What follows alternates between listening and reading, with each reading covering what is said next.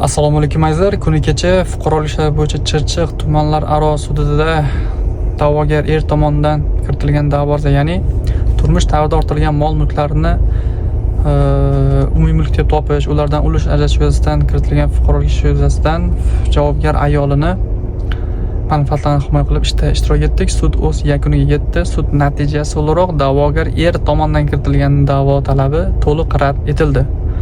Xo'sh, biz qanday g'alabaga erishdik? Keling, tushuntirib o'taman. Biz odatlanganmizki, xotin turmush davrida ortilgan mol-mulki bo'ladigan bo'lsa, bular teng ikkiga bo'linadi degan qarashimiz mavjud. Lekin qachonki ular xotin bo'lgan taqdirda, sudda esa da'vogar javobgar bilan nikohdan qayd etilganligi to'g'risidagi guvohnomani taqdim etib bera olmadi. Chunki ular shar'iy, ya'ni diniy rasm-rusumlarga asosan oila qurib kelgan.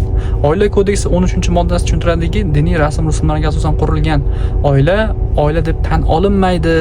Uni hech qanday huquq va majburiyatlar yo'q deb tushuntirib o'tgan. Qachonki huquq va majburiyat kelib chiqadiki, 18-moddaga muvofiq fiqdiyodan qayd etilgandan keyin, dalolatnomadan yozuvdan ro'yxatdan o'tgandan keyingina deb ko'rsatib o'tilgan. Shu asnoda da'vogarni kiritgan bir nechta talabi rad etildi.